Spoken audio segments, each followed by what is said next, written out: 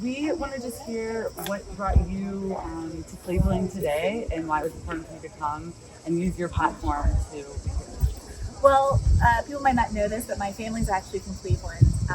My mother grew up here, and so I have a certain personal attachment to this race and to Senator Turner. Obviously, we were together on the Bernie campaign, and I have my own podcast, and our listeners and people across the country are very interested in not just what the mainstream kind of corporate media has to say about this race, but what people in Cleveland on the ground are thinking and how they're making their decisions. So at last minute decided just to hop on a flight, see my grandmother and my aunt, and to also do a little man on the streeting and get a sense of why and how people are making their decisions right now.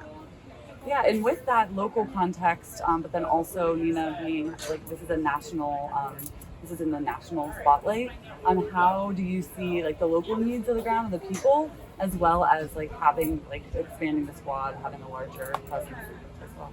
Yeah, I think there's a gap between the kinds of issues that motivate individuals in their personal lives and would also motivate them to want to come out to the polls. I spoke to one woman at church this morning who said, I have a personal relationship with a member of Shontel Brown's family, and yet I was a Bernie supporter and I like aspects of the Turner, and the fact that this race has gotten kind of ugly with all the dark money made me just want to sit the whole thing out. I said, okay, well, what kinds of issues are your priorities that would make you want to actually come out and talk, come out and vote, regardless? And as we started talking through it, she's like, you know what? I care about healthcare. I care about a $15 minimum wage. I think I am going to vote.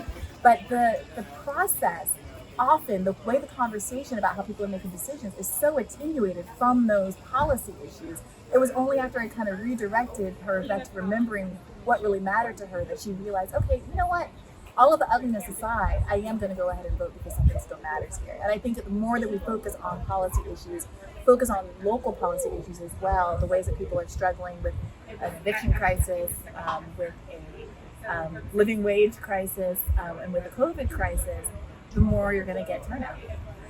And how do you feel that today we're at a Latinx canvas launch, and yesterday, talking a lot of the foreign policy too. So how do you think what platforms both here and abroad are important in this race and beyond? Yeah, I'm certainly no expert on what's going on with Cleveland. I've been here, fewer than 24 hours at this point. But a striking fact of my admittedly brief political experience is that there's a lot of uniformity about the kinds of things that people are focused on.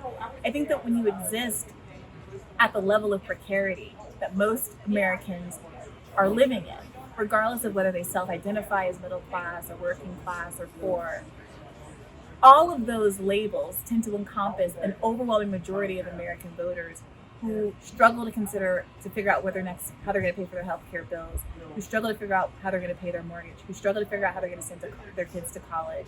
And although no community is monolithic, there tends to be trend lines through all communities with respect to the things that they prioritize politically. And you're going to have a hard time finding a person who just doesn't want to figure out how to get to work, drive down a street that doesn't have potholes, go send their kid to a school where they don't have to worry about crime on their commute, where they feel safe and they feel like they are able to grasp at some aspect of the American dream without feeling like every part of it is such a struggle. And because Senator Turner speaks so compellingly to those issues, and as someone who has lived and experienced that, someone who, lost her mom and her parents at such a young age and had to become a mother figure of sorts to many younger siblings and put herself through community college and end up actually being a professor at that college, and that kind of story of rebound and success, I think relates to a lot of people who haven't had it easy and who haven't had the political path paid for them, and I think that's why she's connecting with so many voters. And one last question, you alluded to this earlier, big money in politics in this campaign. Can you speak a little bit more on that? Yeah, it's here and it's not great. This was a race that seemed pretty straightforward. Senator Turner was very far ahead in the polls. She has a long history in this community. People know her and like her, and she seemed to be the natural inheritor of this open seat.